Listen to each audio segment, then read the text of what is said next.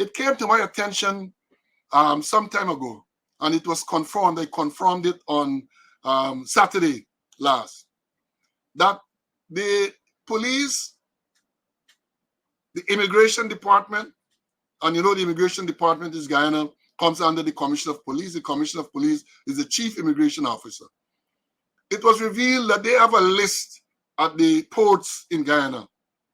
The ports, the main port is Timeri International, Chedijagan International Airport, of persons who are to be arrested when they arrive in Guyana.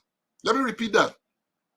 It was revealed that the police have a list at the ports in Guyana saying, with names of persons, I understand there are about 80 names of persons who are to be arrested when they arrive in Guyana. So about 2 weeks ago, 3 weeks ago, or perhaps even a little longer than that, a citizen, a Guyanese who is a citizen of the US, traveled to Guyana for the funeral of his nephew. And when he arrived at the Chedijagan International Airport, he was detained, arrested by the immigration officers. And when he inquired about what he was arrested for, they don't know what he's been arrested for, but all they can tell him is that there's a note in the system saying that he should be arrested on arrival. So they proceeded to arrest him. They call in, and this is how the story goes, this was related. They call in then the CID. The CID, same thing. Yes, he's to be arrested. They cannot say why he's to be arrested. His lawyers or his lawyer intervened. They cannot tell the lawyer why he was arrested. The matter was reported to the U.S. Embassy. They had a big to and fro. The man was detained, arrested for in excess of 7 hours before he was then allowed to go into the country to go to his nephew's funeral. About 7 to 8 hours he was detained in Ghana. And I don't know, so it looked like we are rapidly going into this police state. Now, if you are going to have a notation for person to be arrested, the people who are going to effect the arrest are to be able to tell the person what they are being arrested for. Immigration don't know what he's been arrested for. The CID don't know what he's been arrested for, but he's been arrested. And to make matters worse, after the intervention, I understand this thing went right up. Complaints went right up to the top. And there too, all they know that something there for the man to be arrested. They cannot explain why this man should be arrested. And then the man was eventually released without any charge or anything like that. Without any charge. The man did what he had to do in terms of funeral and so on. Then he traveled back out of Guyana. Nobody prevented him from traveling. So you have a note for him to be arrested, and he is able to go about it. Well, eventually he was released, and he is able to leave Guyana without any question or anything like that. Something got to be wrong. And I would hope that that man seeks the advice of a good lawyer and take the police and the government. You can't sue the police or matter like the Attorney General to court, because there is a clear violation of the person's constitutional right. 7 hours you arresting a man for what? For what? All because somebody must have put the name on a list. And as I've said, my information is that the list remains there with about 18 persons' name on the list of persons who are to be arrested when they arrive in Guyana. Well, let me say this. I hope my name is on the list. I hope that they put my name on the list. I have arrived there. I have traveled over the past year or so in and out, and they don't give me no hassle. But I hope that they put my name so I could get a little pension money, because it is unconstitutional. It is wrong. But then the rule of law seems to have broken down in Guyana. So you can violate people's rights with impunity. That is what's going on. Then the Attorney General can come and complain that, oh, they got to pay this money and the people are acting inappropriately and unconstitutionally, referring to the police. Well, you are the Attorney General. It's time you step in and put a stop to this blasted nonsense. That's the only way I can describe it. Put a stop to this nonsense. They are violating people's rights, left, right, and center. And the reason why it continues, in my view, is because no one is held accountable. No one is held accountable. So Rastaman said, must be careful. Be careful what Rastaman, right? One must be careful for. I am frightened nothing. Everything I speak here is the truth. And if they want to arrest me when I arrive for speaking the truth, well, then so be it.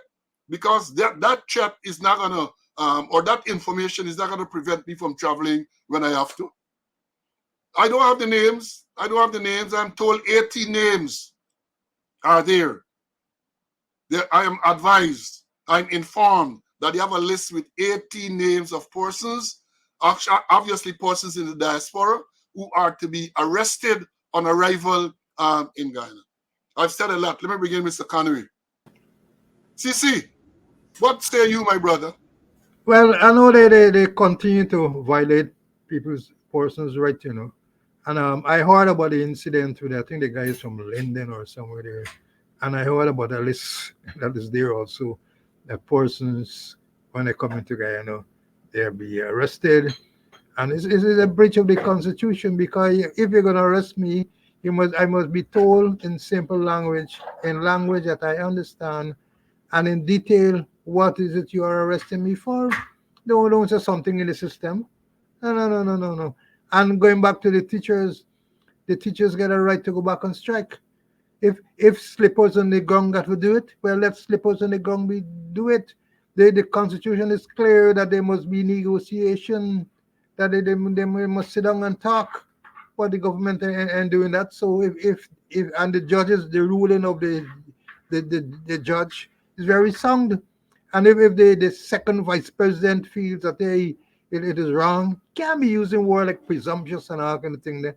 Let him use his attorney general, and let them go to the court. Even if they gotta go all the way to the CCJ, that's the way forward. So those things that are going on there, is total nonsense, Paul. Total nonsense, or as the late Nyla Welch would say, total nonsenseness. Total nonsense. But I maintain, and I did report here already, that on sometime last year, perhaps even, yeah, I think it was last year early, when I was traveling out of Guyana, I passed through immigration, passed through the security, and then an immigration officer approached me to find out if I had a permission to leave the country. So I said, well, I asked him, why would I need permission to leave the country? And then, but I did say, and I got to repeat it, the man disarmed me in his professional and courteous approach. He approached me so courteously, he was so professional that he disarmed me, because y'all know I like a war.